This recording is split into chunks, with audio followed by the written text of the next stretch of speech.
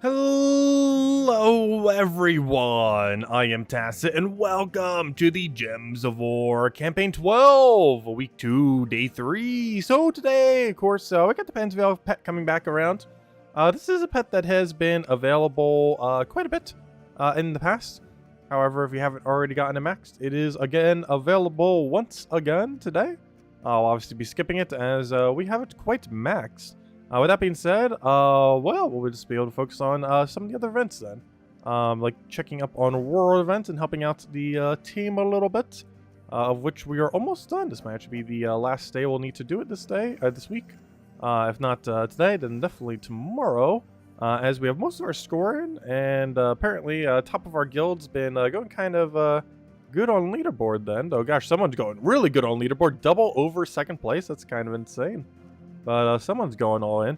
Though we do have a pretty easy auto win team this week, if you have enough medals. I do not have enough medals to do such a thing. However, if you do have enough medals, all you really have to do is click the Dust Devil button and you're good to go. This does not work with single medal, but double and particularly triple medal ends up getting it done. However, we are running a single medal method, which means we do have to run some follow-up to actually kill out everything else. But otherwise, if you have enough metalage, he just wipes everything, which is kind of nice. But we do need that little bit of cleanup there, since we are running just a single metal. But it also makes it so we don't have to go as far into the event. I believe we're only on tier 2, as we normally end up doing. Oh gosh, it really does not want us to get that last poke, does it? All he needs is just to luck at it with damage. There we go. But anyways, hello everyone! Hope all you guys have been having a wonderful week so far. Also, happy early Thanksgiving. It's already tomorrow. Gosh, that is like creeped up out of nowhere. But, yeah, good old Thanksgiving. I'll be celebrating in the morning. I'll be free most of the rest of the day, though. However, we're probably not going to stream since, you know, other people are celebrating Thanksgiving. But I'll probably be done with most of my Thanksgiving stuff by like 2 or 3 p.m. Which honestly I feel like is most Thanksgivings for my family most years. Is we're done like way early on in the day compared to what is probably normal. Hello Bill, hello Tyrion, hello Lester, hello Draco, hello Nightmare, hello Sushi Ninja, hello Logic Slayer, hello Crisp, hello Isabel, hello, oh no, that's hello too, hello Genki, hello Jonian, hello everyone else, welcome, welcome, welcome. We'll have to say what we have for Turkey Day. Well, it's pretty standard things. It's just, let's see, turkey stuffing, cranberry sauce, pumpkin pie, cheesecake. What did I not mention? I know, pretty standard stuff. Nothing like too out of the ordinary. Kind of like the whole rundown of, you know, standard Thanksgiving food. For the most part. Oh yeah, canned yams. Like this caramel orange yams. Those are pretty good. Oh, that's not the one I want. Hey, did we stuff that turkey? No.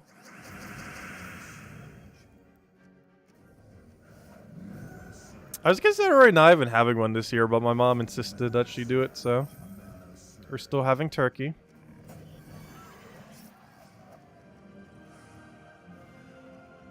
The only issue with turkey is I don't feel like I eat that much of it. Like, I generally don't eat much meats. So I've eaten like a very, very, very small amount. Compared to how much total there is. We generally have like a lot of leftovers. And that category of leftovers I don't really tend to eat. Or at least not a lot of anyways.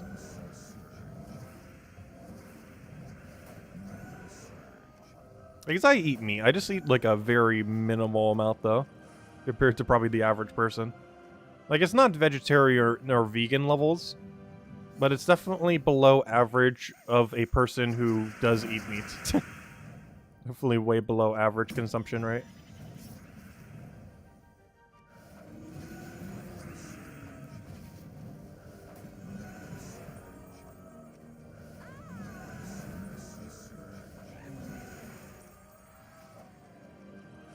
Hello, Andrew. Welcome, welcome. Hello, Dwight. One of your kids was born Thanksgiving Day? Nice. I wonder what it'd be like to like share a holiday with your birthday. Because you can't really celebrate them properly like individually. Like one I always wondered is like people who have their birthday on Christmas. Because to some degree, like in your childhood, like Christmas and birthday, you know, they kind of are celebrated in a somewhat similar way. Not exactly. Obviously, they're two drastically different things. But, you know, you still generally... like, having them on the same day would definitely conflict with what your impression of them would be. If it happened on the same day rather than slightly individual of each other.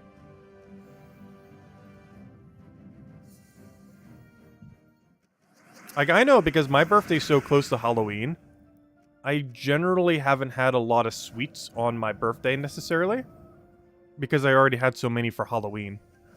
So even though it wasn't even directly on the holiday, it like affected how it goes down. Though that more so affects how the birthday went more so than the Halloween.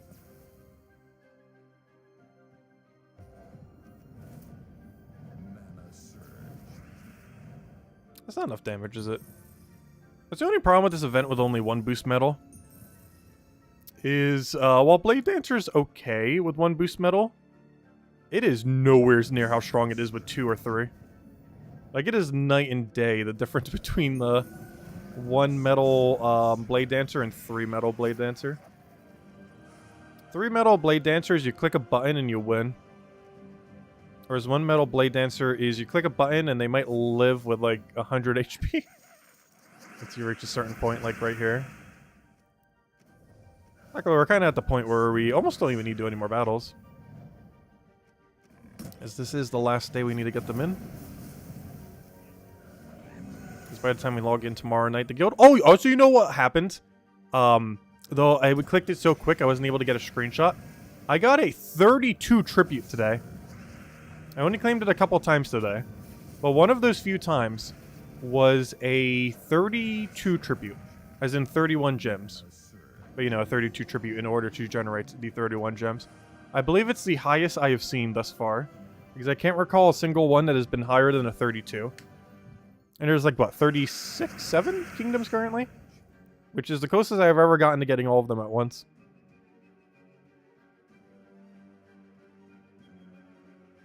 We're getting there. Anything above a 30 is like insanely high. We got a 31. Well, technically 32, depending on how you look at it. You know, tribute number is 32, but the actual number of gems you get is 31.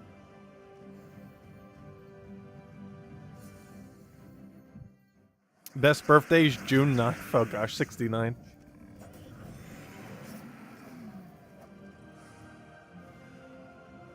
Oh, that's already all the fights. Perfect. Yeah, we might need to help out a little bit more tomorrow night, but otherwise, we're pretty much done with that event. Okay, with that out of the way, let's start doing daily dungeons, see if we can get lucky today. We've been getting pretty lucky at getting top 3, but not necessarily the whole thing. Oh, it's today? No, today's not today. No, double trap. No. Oh, wait, never mind. That was a blessing. No, never mind. That was a blessing. Oh, okay. Let's see. Yeah, we'll just go standard Zugoff. What are we being cursed with? Burn and, what is that? Fire trap and just lower stats. No, it's just Jinx. It's fine. I get enraged at start. Oh, I guess that helps Zolgoth a little. I don't really need it necessarily. How was the sandwich? Oh, it was pretty good.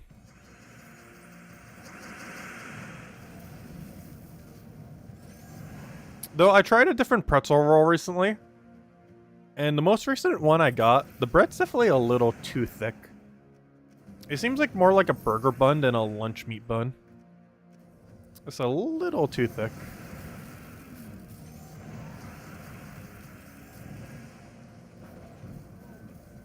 Like the ratio of bread to contents within bread is very stark.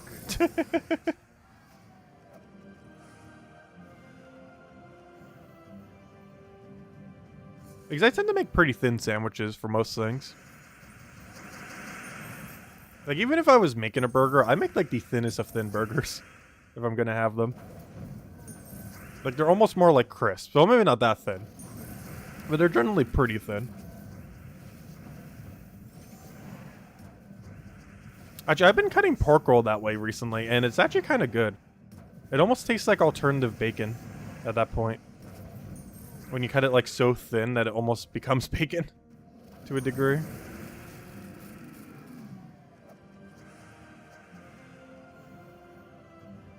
Like, generally, if I do have meats like that, like pan-based meats, I tend to prefer them like nearly as thin as possible while still being structurally integrable. Just because I prefer how they get cooked. Because I like foods that are like really well done if I'm gonna have meat. Like, I can never stand anything even like remotely raw.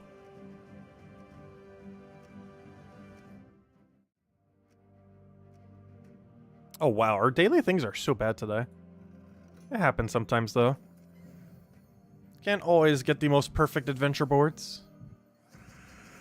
Though theoretically, we do know that they are capable, while it does run off an RNG system, they are capable of making them any 3 they want if they really wanted to. Override it. They could give us deeds every day. Have I tried sausage strips? I don't know. I have not been a big sausage person the last like 5 to 10 years. I feel like I like grew out of sausage. I'm not sure if it's just how they make it or what these days. But sausage tastes almost horrible to me the last almost decade or so. Like, if it comes with something, I'll probably like eat it or nibble on it. But I can't think I really go out of my way for sausage for anything in the last decade or so. I'm not sure if I just grew out the taste or if the taste got worse. But one or the other. I just can't really stand sausage most of the time. Like, I'd still eat it if I had to, but it's definitely not something I'd go out of my way for. Right, so we did that, we did that, we did that. Mostly to get our crowns now. And then we can actually do some explore grinding. It's definitely going to be a bit of a grindy stream. Speaking of which, if any of you might have seen it earlier, we actually did a really funny stream earlier today. That we basically just went back to school. Where am I even trying to go? Cinemirage. So, it's kind of funny. Because in that most recent Pokemon game, there's kind of like a school simulator to some degree. And to complete out all of the school lessons actually takes about as long as an actual school day. I think it took about 7-ish hours or so to do every single one of the storyline missions related to the school. And we did them all back to back. And it was actually kind of interesting. It was basically like a school for Pokemon. Or, you know, it like teaches you like a bunch of things about Pokemon. But then there was also a bunch of classes that were kind of just like general life lessons. But I don't know, it was actually written pretty interestingly. While that game has a lot of problems in some areas, there's definitely some interesting moments, that's for sure. And they definitely put a lot of work into that school portion. Even though I'm pretty sure, similar to me, most people completely skipped it. I did not even touch it until post-game, mostly because you have to touch it slightly in order to get like shiny charm and a few things. But yeah, I basically went back to school for a day today. You literally get quizzed on what they say and everything. Almost to a degree where you need to take notes. But luckily I already knew most of the information, so it wasn't too bad. Or for someone new to the series, I wouldn't be surprised if you like literally had to take notes to memorize some of the stuff for the quizzes. It almost felt like a higher production value of like those quizzes you would take online, where you like learn a bit of information, then it like reinforces it with a quiz, like those kind of learning things that are online. It almost reminds me of that, but for Pokemon.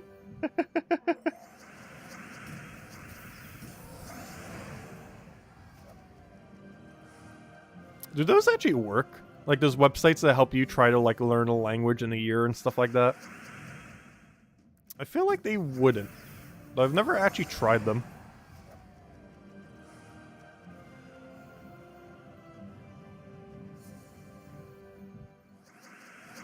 I'm your cheat sheet now for doing this goal. Honestly, I might be one of the only people insane enough to do the entire school in one go. I'm pretty sure most people haven't bothered doing that. Or if they did, they probably didn't do it consecutively all in one single session. And probably spread it out slightly.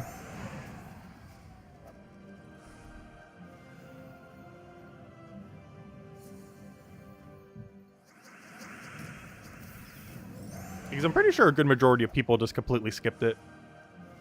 It's basically like taking an optional tutorial for a game over again.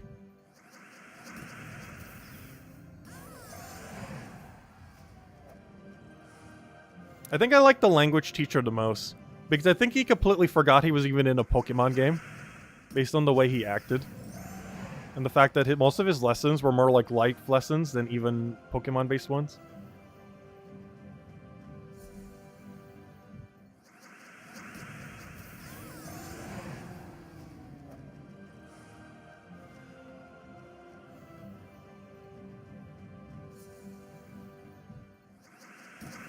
But overall, I feel like it's a really good asset to the game. I feel like a lot of new players could learn a lot from it. Duolingo is pretty good. Yeah, I have heard of it before. I never actually tried it. I've seen memes about it. Though I've never personally tried it.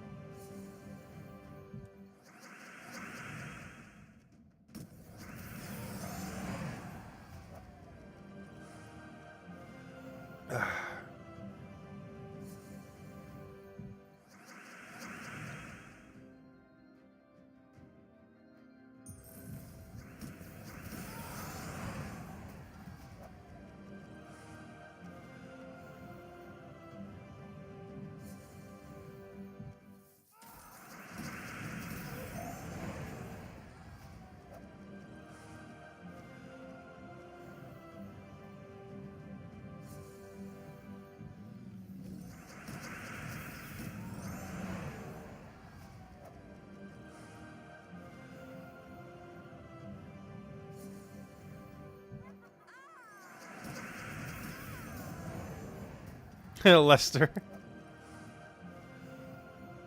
Oh yeah, was Lester there for the sex joke that I made during that? I don't think he was. I don't think we should tell him about it. There was a very funny moment.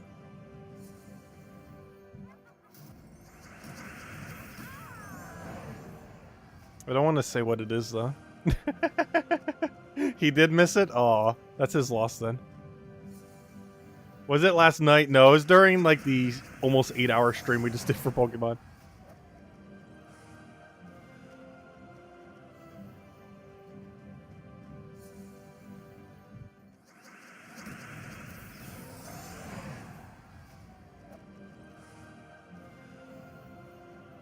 Hello, Clip Bomb. Welcome, welcome.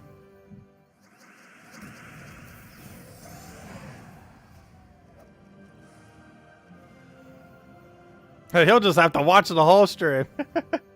Oh no, I'm surprised no one didn't clip it. I'm pretty sure Isabel has, and is like secretly distributing it.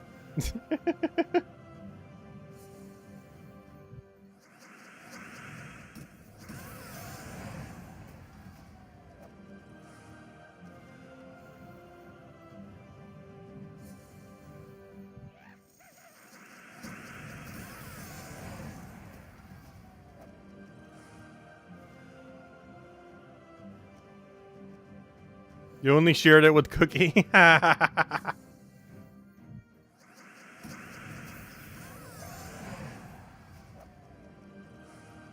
where is Cookie been? Hope everything's been well.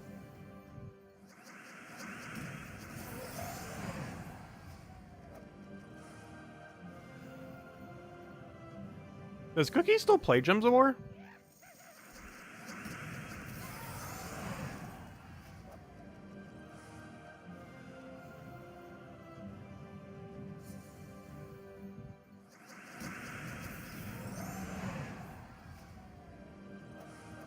Slide into Lester's DMs and share it with him.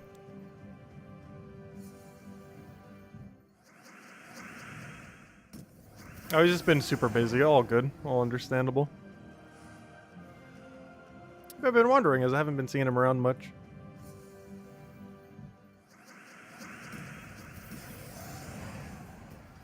Oh, that would explain why.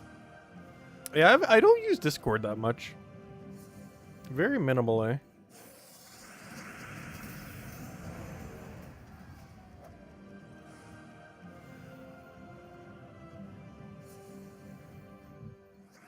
Yeah, didn't they just get a big 1.45 update or something for Puzzle Quest 3? How's the game been doing anyways?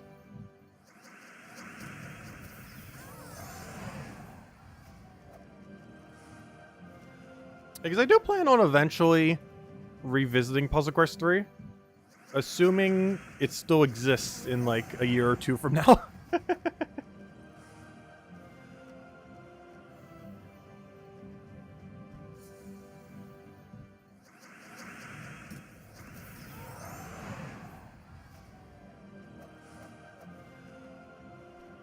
There's an adventure mode now, and it's actually stable. Good to hear. It's getting easier to do. Yeah, I know. That's the main thing that kind of drove me away. The daily system became, like, an absolute chore. For Gems of War, I don't mind it at all. Because it ultimately doesn't take too long. But the Puzzle Quest 3 daily system, if you wanted to do everything, I'm not sure what it's like these days, but it was high as like 3 to 4 hours per day if you wanted to do literally everything. It was just so absurdly high. For what should be just a quick daily system that takes like maybe 20-30 minutes. Because we've been streaming for what, 21 minutes, and we're about to finish the daily system. We are already. Hold up, we're already done with the daily system. Probably have been for a couple minutes now, and I haven't even noticed. But like we're done. Like it's 21 minutes. Boom, we're done.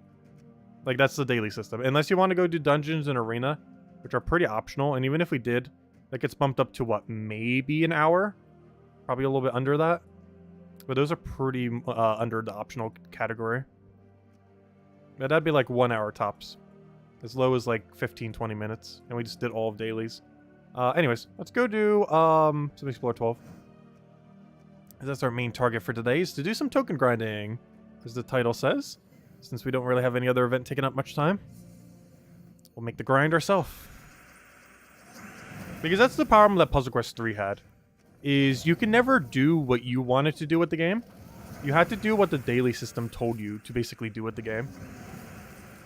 Which is very bad game design. Because you're basically forcing the entire player base just to only engage with what the game says to engage with. Rather than, you know, with Gems of War, like, you do some of the things that the game tells you to do. But I think you gotta just do whatever, because it goes pretty quick to do the more selective things, or, you know, the more mandatory-like things that actually get pretty good loot. I think you can kind of just do whatever. Whereas Puzzle Quest 3, like, every waking second you would play the game is just to do dailies. And nothing else. Or at least how it was before, anyways.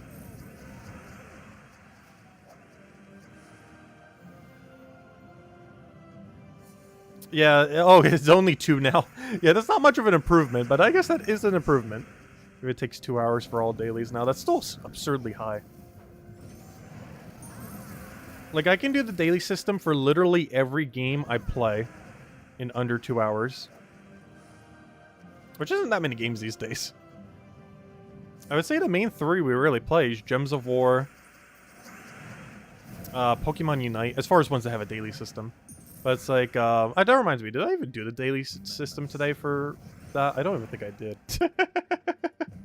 I can't remember. Their daily system actually hasn't been too good lately. It's really quick, but the loot for it's been kind of lacking. But anyways, Pokemon Unite, Gems of War, and Fall Guys. The Fall Guys did fix their daily system in the most recent update. They actually made it kind of worthwhile doing. Because normally I would only do it like 2 or 3 times a week, approximately, out of the 7 days.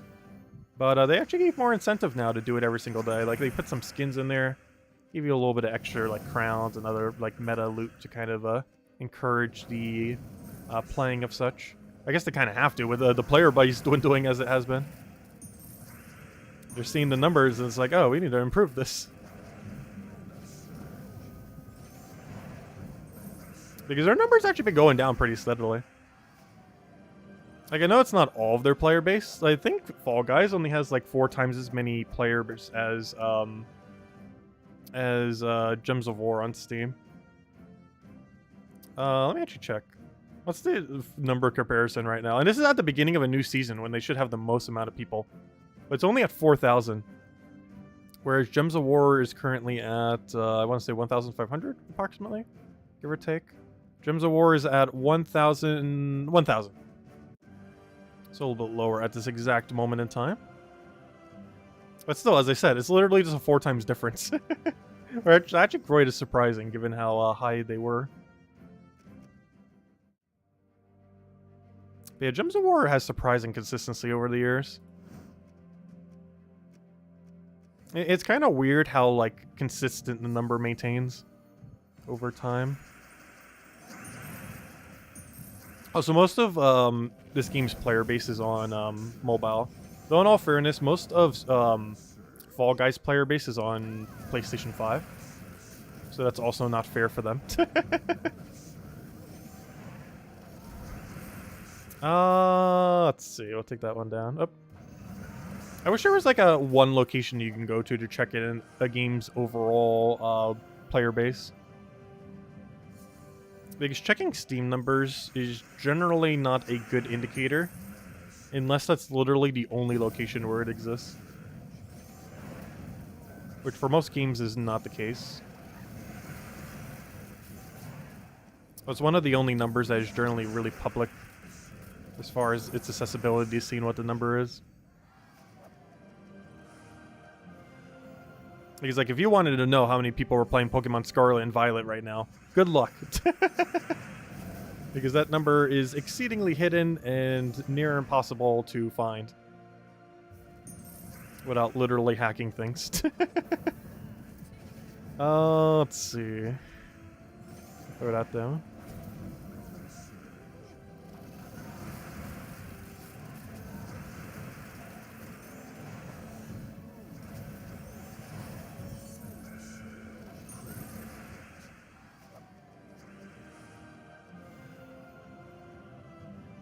So hello, Henry. Welcome, welcome. Orcs Must Die 3 is 50% off. Oh yeah, I haven't actually checked all the good sales. What kind of good sales are for games right now? I think someone mentioned Death's Door is also 50% off, which is tied with its cheapest price it's been.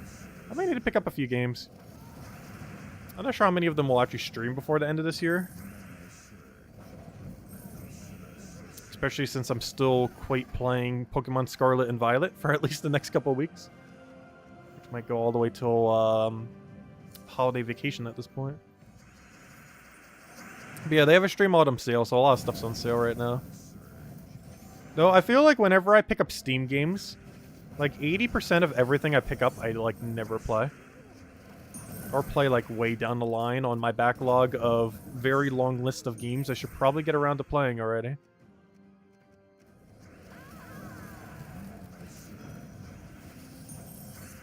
Buy now, or play later, or never. That's pretty much like Steam's entire motto.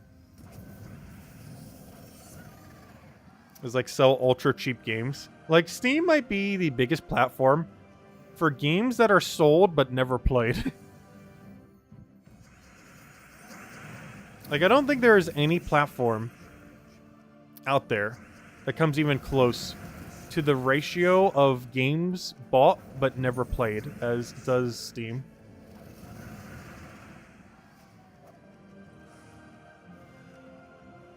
Like, it's a really interesting business model.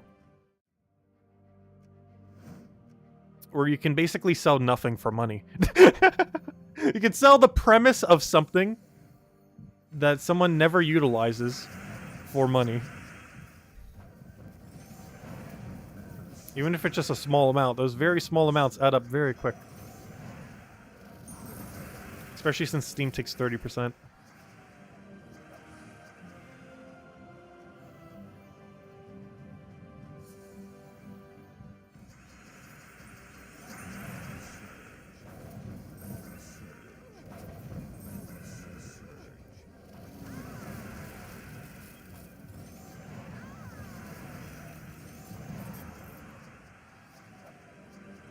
Yeah, that's true. I have a lot of games. Well, I got a lot of free games on Epic. But I have actually pretty much never played a game on Epic. There's only 2 that I ever, like, slightly played. And it was Spellbreak, back when that game existed. I think their servers are shutting down early next year. Because they got bought out by Blizzard. The team actually got bought out by Blizzard and worked on their Dragon DLC. Like Dragonflight, I think it's called, for World of Warcraft Classic, or normal, I don't remember. But it was like called Dragonflight or something. Like, the whole studio was bought out by Blizzard and then used for that. And then obviously they shut down their game because they were bought out by Blizzard and used for something else. But, and the other one was for Darkest Dungeon 2. Because they got bought out by Epic to have a 1-year exclusivity for their beta there. At this point, which has been a 1.5 exclusivity. Because I don't think it's coming to Steam until early next year. Which by that point would have been a 1.5. Which reminds me, I haven't played that game in a little over a year now. I should probably revisit that sometime. My biggest issue with Darkest Dungeon 2, and overall I would say I actually like Darkest Dungeon 1 more. But my biggest issue with Darkest Dungeon 2 is a run takes way too long. Like, you have to commit an entire day. Like, literally, I'm talking like a 6 to 8+ hour day to, like, play a single run. Which is just a lot of time to invest for one playthrough of a roguelike.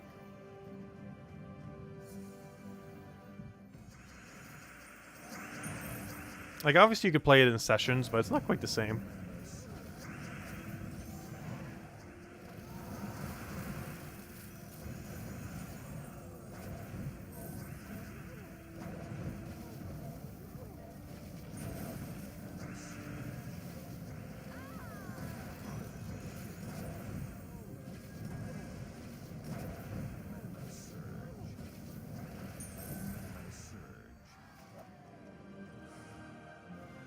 Century Age of Ashes was pretty fun. Their servers actually are up.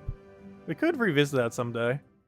The biggest issue with that game is clans basically destroyed the game, which is something I was actually saying during the beta too, because it was really obvious in the beta testing with how matchmaking worked and everything, and they didn't really fix it for launch, and now it's something that just like plagues the game now that the player base got even smaller, where basically you have to be in an organized like 5-6 person clan. I think it's 6 person, right? 6 per team, I think. But if you're not in a clan, you basically can't participate in the game.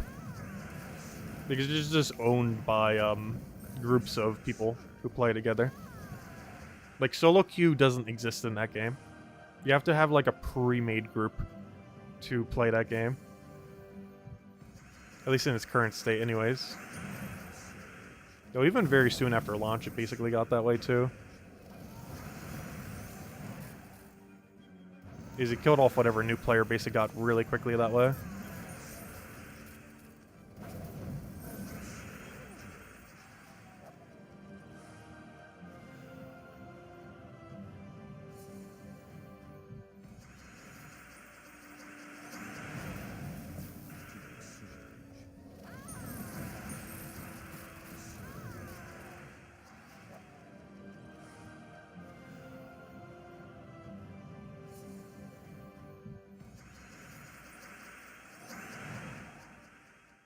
Have they reduced how long a Darkest Dungeon 2 run takes?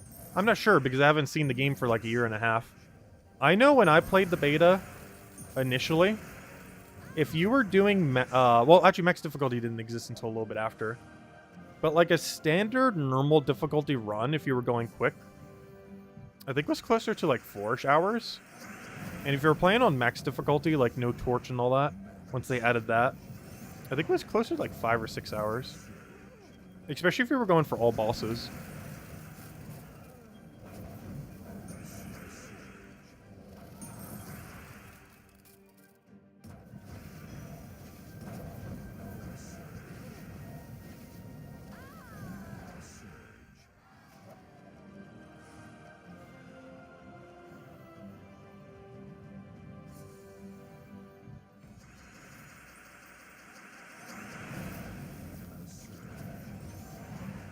Yeah, I would imagine there's kind of like different modes within the game now.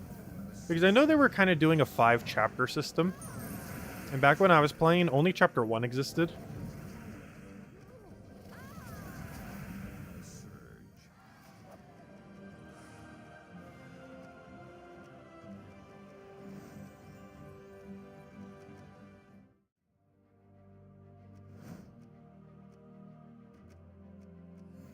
Though I could only imagine, that must take like, almost a day, wouldn't it? Like a literal day. If you were to do like the full thing. Because if each chapter is, let's say, 3 hours, and there's 5 chapters, you're talking a 15-hour run, in theory. Even if each individual section is 3 hours.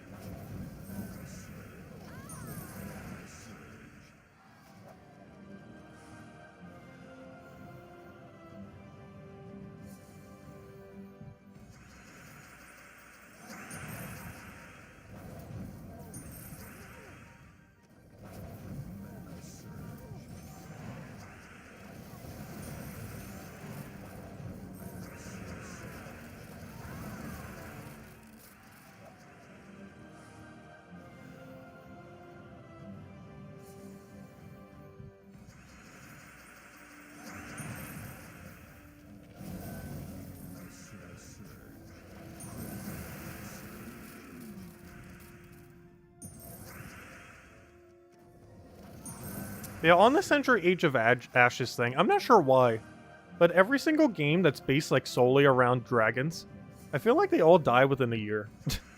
It's such a like untapped genre that seems like in premise would do really good, but no game ever does. Like games heavily based around dragons and only dragons.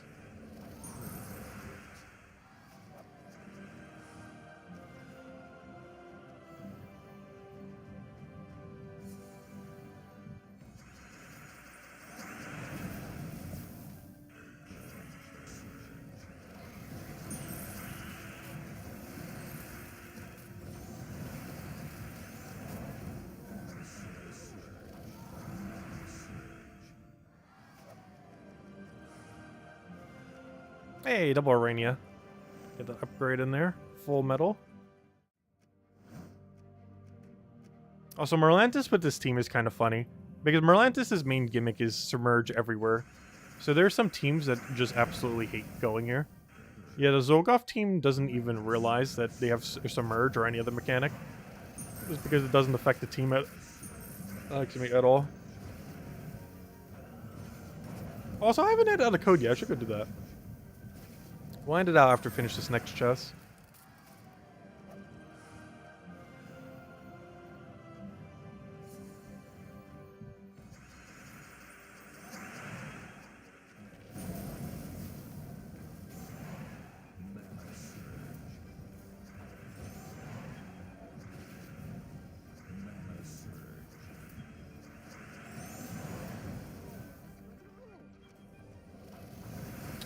We had that same issue earlier. Immune to burn's gonna be annoying here. Surprisingly high number of blues here have immune to burn, which is normally a typing that has immune to freeze instead. What time does the Eevee event start? The first ever event for Scarlet and Violet starts at 4 p.m. tomorrow. I was slightly considering doing a small little mini stream for it, but given that it's Thanksgiving, I'll probably wait till Friday to do it. Because even though I personally won't be busy at that time, I'm pretty sure a lot of other people will be. So I'm just going to do it on Friday. Probably around noon on Friday or something similar. Yeah, it does start around 4 p.m. our time that day. I could do it with you slightly off stream, because I probably won't be doing a stream for it. But I do want to check it out for like half an hour to an hour to see how farmable it is if we did it for a stream consecutively. Because I want to see if it's infinitely farmable without time travel. Because I'm not really sure what to expect since this is the first one they're ever doing.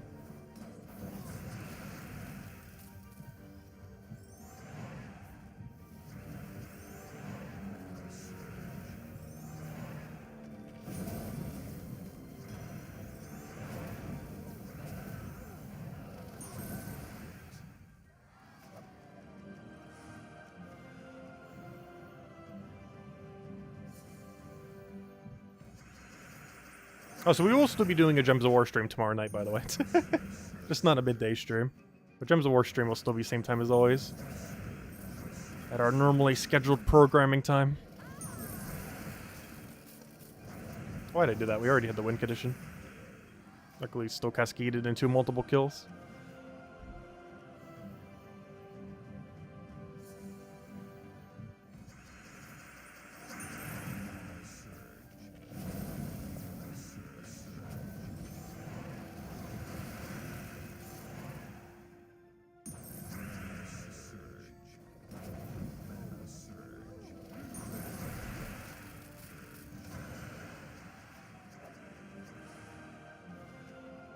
Triple Orpheus.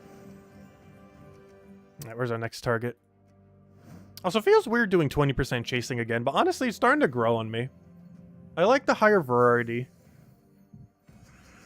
Even though it's more consistent staying in one location, it's nice to see a higher range of enemies that you have to deal with. So it's not the same thing over and over again.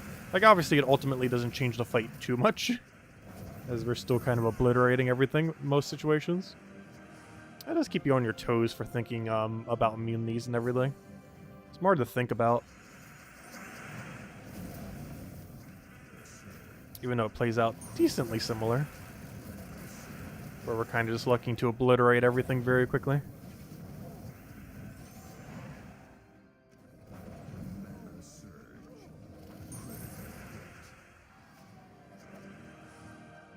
Yeah, I haven't used the auto battle much in Gems of War. I probably should use it more often. I just find it to be really not worth it. It's like roughly 2 minutes for one Explore 12 win. So doing it perfectly or so, it's like, what, 30 per hour, give or take a little bit? Depending on how things go. I guess that's 30 more Explore 12 battles than we would have done in an hour. I just hate how much you have to click every, like, several moments. If it was like 2 clicks or 3 clicks to reset a battle, I'd probably do it a bit more. But isn't it like 7 clicks? I think I did the exact timer for, or not timer, but I did like an exact click count. And I'm pretty sure it came out to like 7 to 8 clicks. Which is a lot of clicks to have to keep resetting every 2 minutes. Because I can go check again what the exact click number is.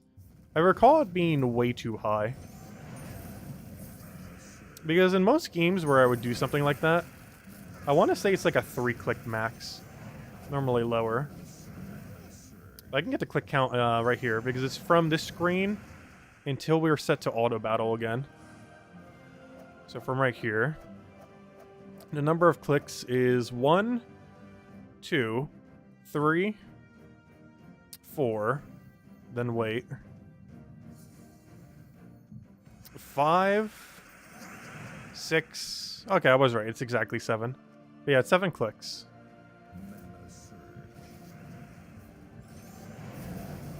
It's 7 clicks to reset a fight.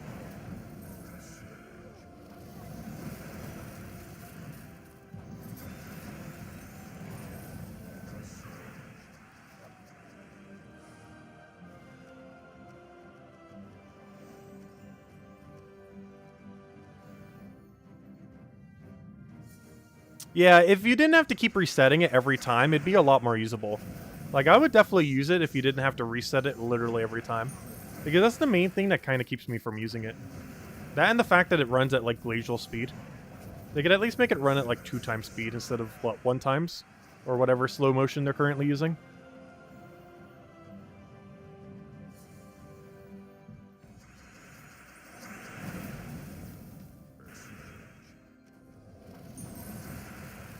Oh, I could have won. Whoops. Let's throw that down.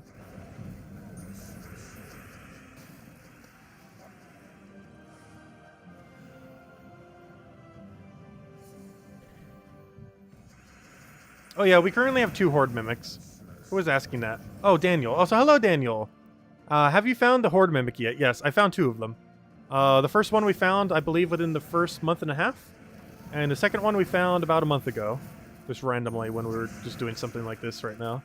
We're just kind of Explore 12 grinding on a given stream, and then boom, random Mimic. But yeah, we've gotten 2 so far. I do eventually want to get 4 for the fun of it. Not for any real particular reason. I'm not in any goal to, like, try to get it, but eventually. a nice thing to look out for. It would also be really funny to set a defend team of 4 just to troll people. But it's a pretty useless troop. It is still the hardest troop in the entire game to obtain, though. There's still no troop harder to obtain than Horde Mimic. Well, I guess that's not true. At least currently. The actual hardest is actually that Dragon Knight's Doom troop that almost no one has. And by no one, I mean almost no one. I mean actually no one. Because I'm pretty sure even with good luck, no one has actually quite gotten it yet. But eventually that one won't be as rare. Because eventually, once you get all the components, getting another 1000 Dragonite to craft one is actually easier to do than getting another Horde Mimic. Like, the very first 6-color dragon is hard to get. Every subsequent one is actually kind of easy to get, compared to Horde Mimics, where they're all equally hard to get. Like, after you have one, it's not like it becomes easier to get another. It's still just as hard as the first one. Whereas with the 6-color dragon, it's hard to get the first one, but after you get the first one, each subsequent one's actually kind of easy. At least relative to how hard the first one is.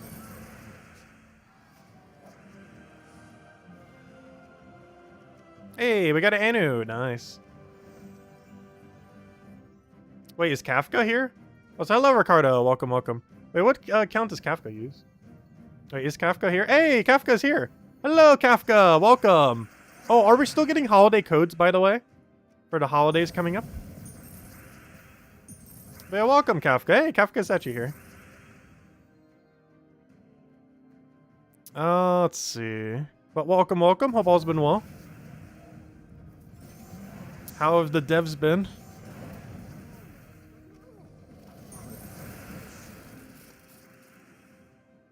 You don't know what's going to be in them, though? Okay, it'll be a surprise for everyone.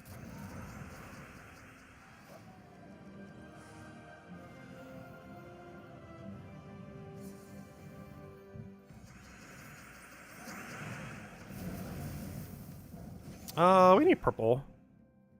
There's no purple on this board. That's the only problem with Thrall sometimes. You just do not get the mana sometimes. Struggle of 1 mana cost troops. No option again. Oh, we're just gonna clear the board. Hopefully it doesn't die to Death Mark. We should be good otherwise. No, it actually died to Death Mark. Oh, fine. We'll go to Zulgoth route.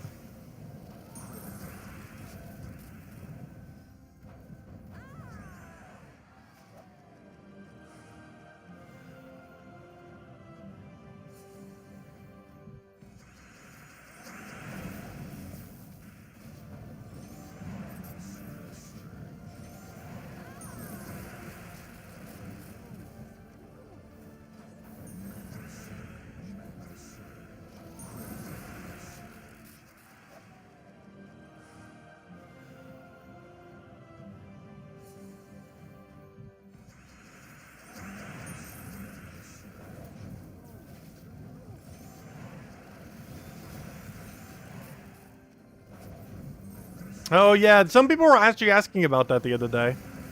Why the devs haven't been streaming at all on Twitch.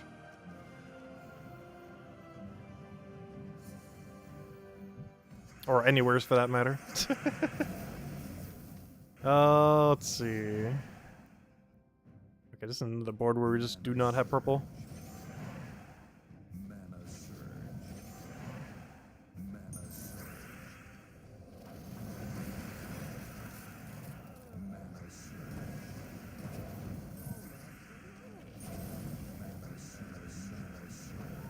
Oh gosh, we could actually lose this if we're not careful.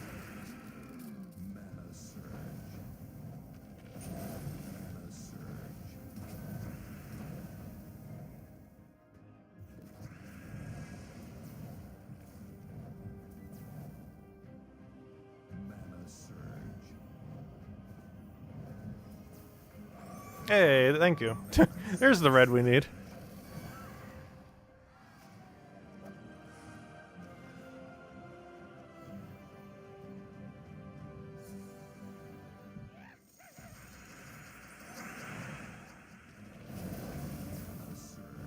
Streams next year for sure? Well, you guys heard it here first. Streams confirmed. 2023. Let's see. Also, is there a roadmap planned for next year? Soon, TM? Because I'm very curious as to what that might be. If you guys are going to be posting yearly roadmaps. Because I know you guys haven't really in the past, but you kind of did the most recent year. I'm looking for the 20%. There we go, this one.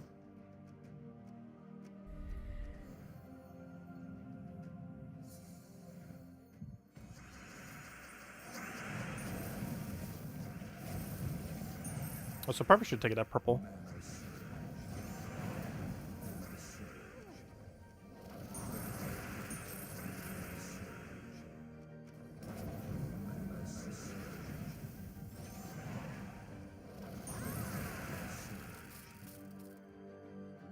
Ah, so we are getting a roadmap soon. Ooh.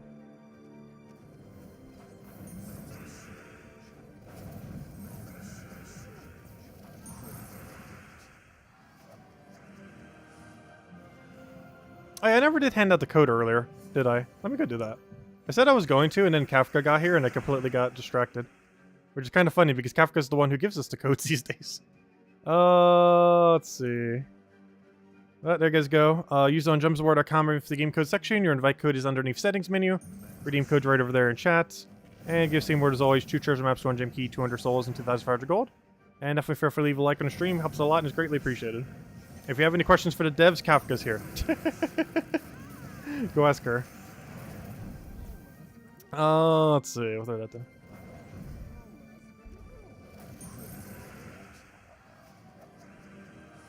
Otherwise, the rest of the stream is just going to be some Explore 12 grinding since there isn't as much to do this week. Which honestly is kind of nice after 2 weeks of like a billion events. Just definitely get burned out a little. But honestly, I did enjoy it though. But it was a lot going on. Let's see, we'll take that down.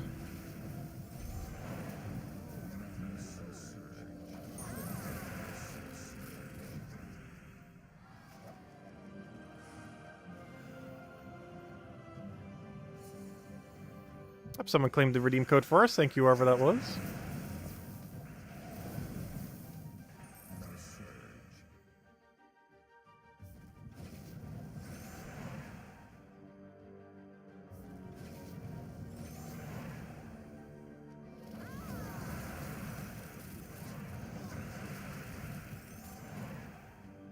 Gosh, why is this board being so bad? I feel like we're getting a lot of bad boards today. Could just be that I'm slightly tired. And I'm missing a lot of obvious moves. My sleep schedule has been really weird since Scarlet and Violet came out. It is a very addicting game. Despite how much controversy it has and various issues, they know how to make an addictive gameplay loop, that is for sure. Though I would sure hope so after 25 years of development with the Pokemon series. Let's see. We'll take that over. Grab a Zolgoth there.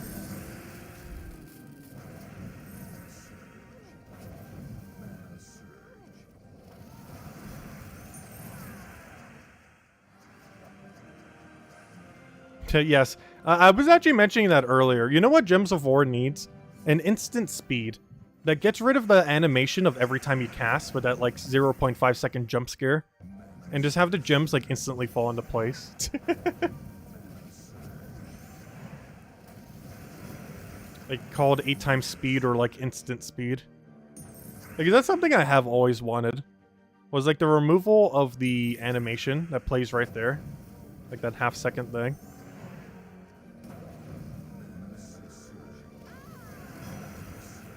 Because it's already so quick anyways on 4 times speed.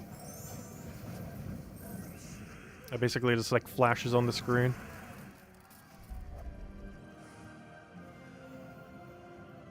I feel like on lower speeds it aesthetically works. But not so much on higher speeds these days.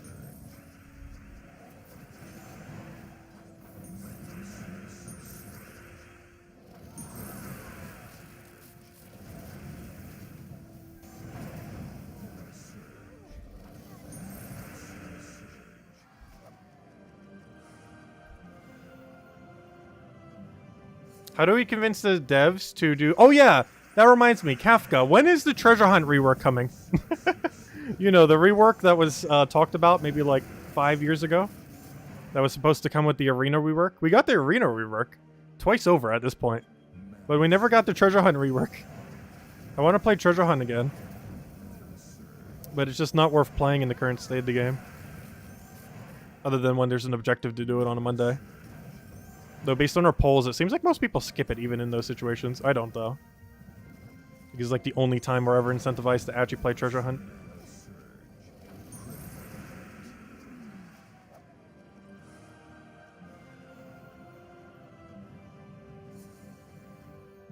I don't know, I don't hate treasure hunt, it's just the loot payout's really bad to the current state of the game. Like, there's no incentive to go for vaults. You get more loot by just, like, randomly spamming the board than you do from trying to actually play the game.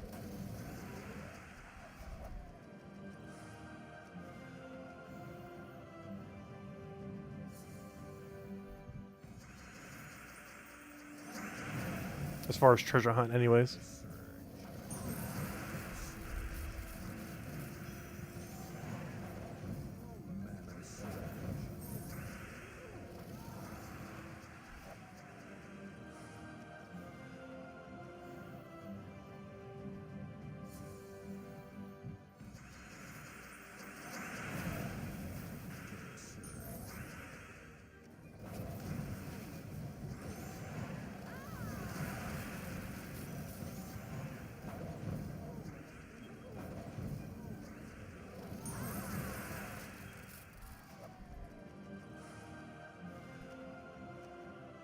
Oh, let me go to the next 20%. Where even are they?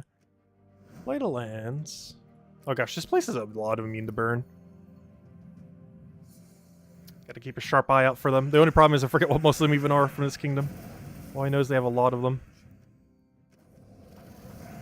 And I clicked the one that doesn't have fireproof.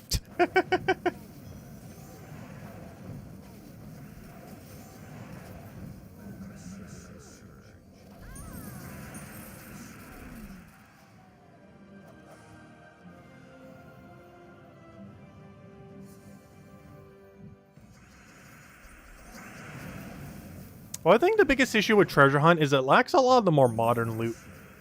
The last time the loot drop table was updated for Treasure Hunt, they added trait stones. That is how old the drop table is for Treasure Hunt. The last update it got for loot was the addition of trait stones, back when trait stones were added to the game in 2.0. This is the last time their loot table was updated. It's been that long. Like, I think like a 2.3, 2.4, 2.5 patch. We are currently in a 6.65 or whatever it is. Like, we've gone like 4.0 version numbers forward since this drop table was last updated.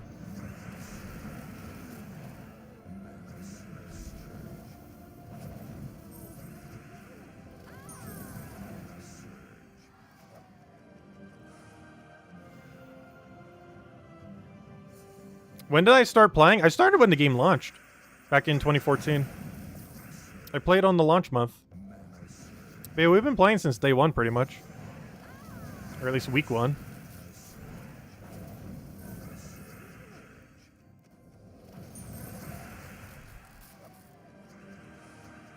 I didn't start making content until like a year and a half or 2 years into the game. But we've been playing since it began.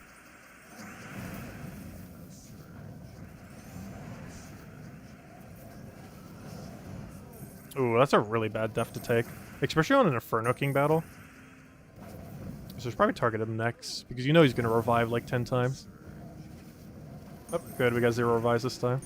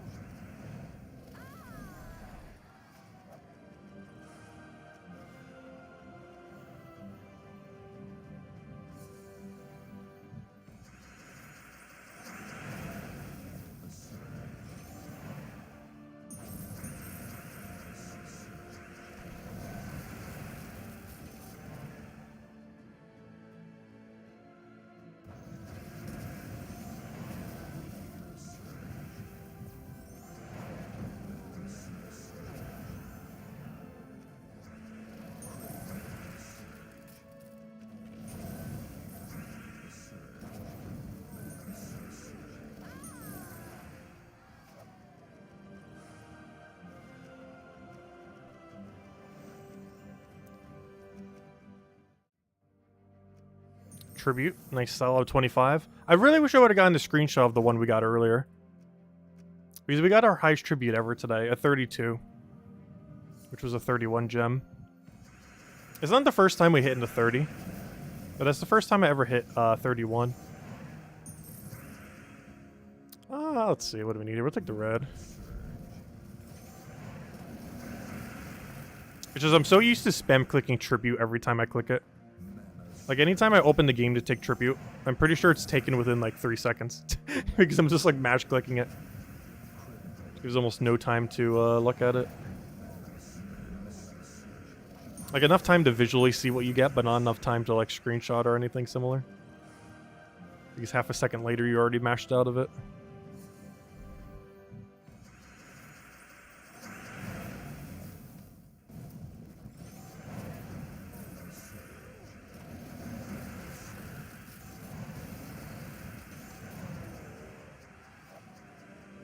Yeah, I used to play with a controller. I don't really do it as much these days.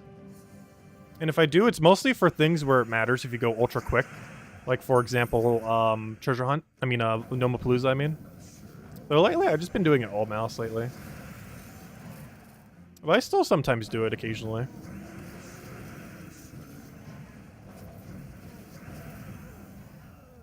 But I've always used mouse. It was either mouse plus keyboard or, I mean, it was either mouse plus, controller, I mean. Or just only, mouse. Right now we're just doing only mouse. Which is what we generally play as. But it depends on the situation. But a lot of Vault events, I've just been kind of sticking with mouse lately. It's like slightly slower, but there's like a weird lag on the Steam version whenever I use the, controller in combination with mouse. Where I have to reset the game like every 15 minutes for it to not lag. Sometimes I just go mouse only just so we don't have to deal with it.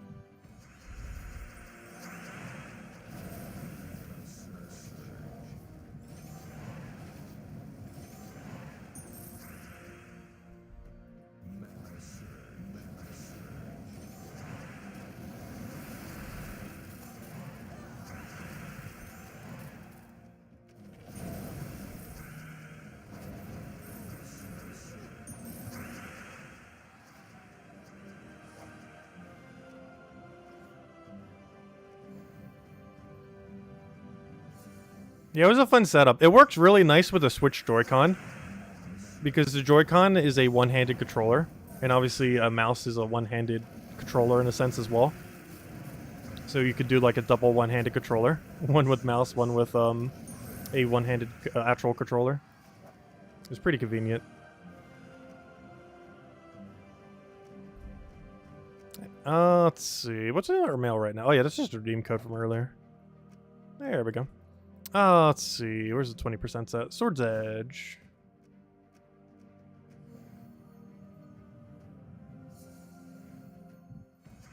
Did I say a Switch controller? Yeah, the Joy-Cons on the Switch.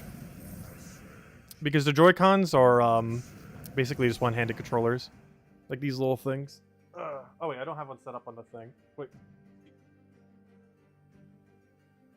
But yeah, like these little things. Since it can easily be held in one hand.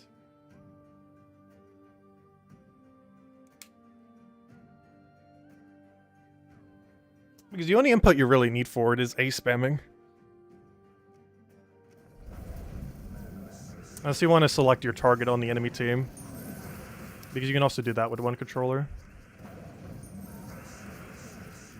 But normally I just do it manually.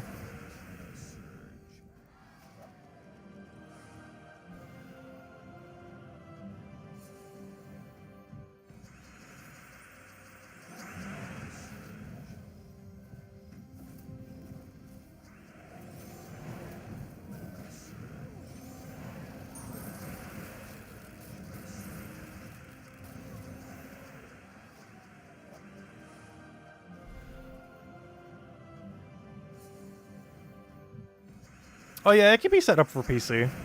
The process of setting up 2 Joy-Cons on PC is quite complicated. But I only need the one for when we do it for Gems of War. But yeah, most games don't have support for double Joy-Con.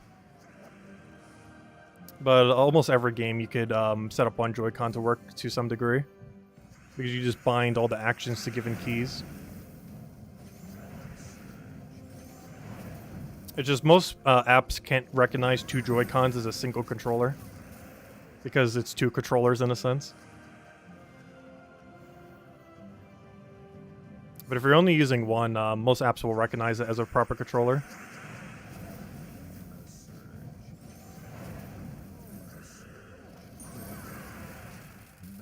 Oh, I thought that was an extra turn. Whoops.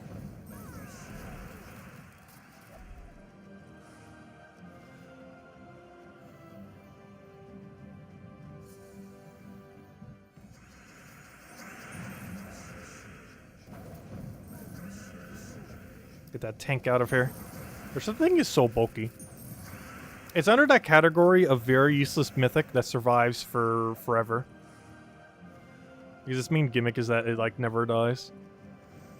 But it just stands there doing nothing while never dying.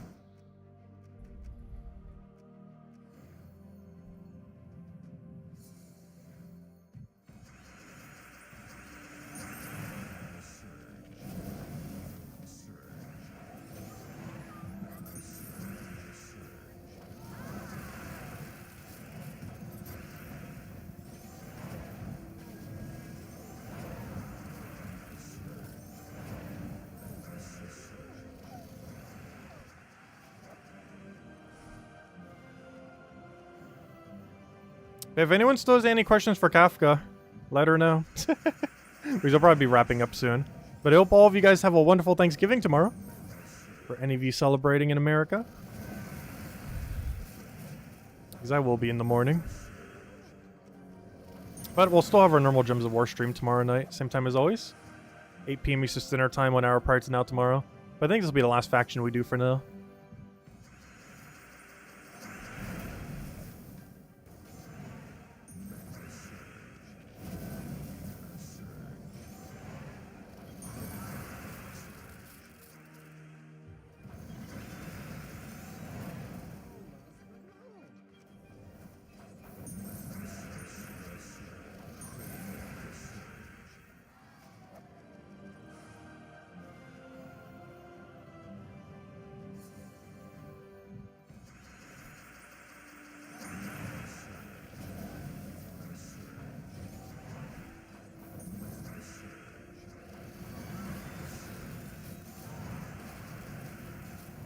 Oh, why did I take that? I should have actually left it there and went for the extra turn. Luckily it worked out.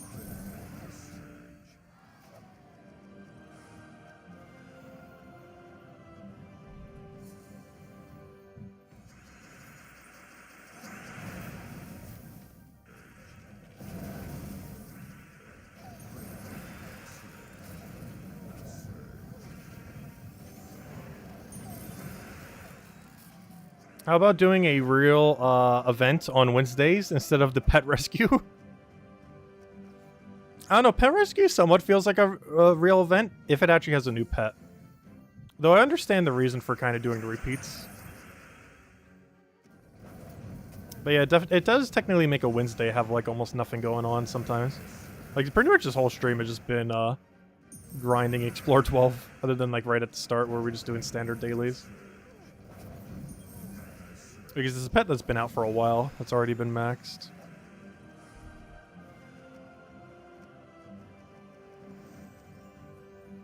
Anyways, guys. I hope you all have a wonderful, wonderful Thanksgiving tomorrow. We'll be back still normal time. 8 p.m. Eastern Standard Time. 1 hour prior to now tomorrow. And as we do every single night. Aside from that, next bin day stream will probably be around noon on Friday. And of course, we'll be doing our Gems of War stream as we do every single night. And tomorrow, we'll mostly have the class event for Bard Hero class, which is okay hero class. It's mostly only used for Wild Folk. It's a very situational one, but it does have some potential overall. Any thoughts on changing the team meta? Oh yeah, that's something I was actually curious about to Kafka. Is there ever any plans for Guild Wars to have like certain rule sets? Because I know quite a few other games actually do that, so it doesn't get as stale. Like maybe a rule set where you can't use Hero on a given Guild Wars, or you can't use Mythics on a given Guild War, or you know, like something similar like that. You can't use Empower on a given Guild War. Like kind of like a rotating system where you still have to do the whole color thing, but also some other restrictions so that people actually have to change their teams. Because right now, with how Guild Wars is set up, you can literally run the same 6 offense teams and same 6 defense teams every single time. So you're never forced to have to adapt, because it's just the same thing every single time, rather than it kind of like shifting over time between Guild Wars or between like several Guild Wars or something similar. It would make everyone in Guild War mad? I don't know. Would it? It would definitely add more variety. As I feel like Guild War gets really stale in the current meta, especially with how little like overall balance updates there are, because it's just the same meta every single time for basically every Guild War. Like there might be like a new mythic that comes in that like slightly changes maybe one team, but that's about it. Like otherwise it pretty much never changes.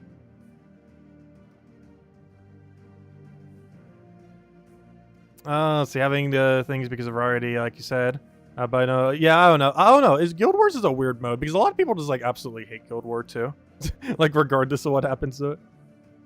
It might be best to get rid of Guild War altogether. I'm not sure about that. I don't know. I still enjoy Guild War. Its loot payout is kind of meh. And the meta is very stale due to not too much overall balance being done to the game over time. Because mostly recently, we've only really been getting kingdom updates. But kingdom updates don't really balance everything else in the game. They only balance like maybe a single kingdom. Like in this case, Broken Spire a couple weeks ago. But it doesn't address like all the other things within the game that are either too strong, too weak, similar. But anyways, guys, I hope you all have a wonderful week. Happy Thanksgiving, everyone, tomorrow.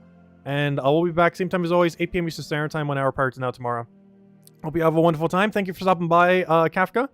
And I will catch you guys later. Goodbye, everyone. Thanks for watching.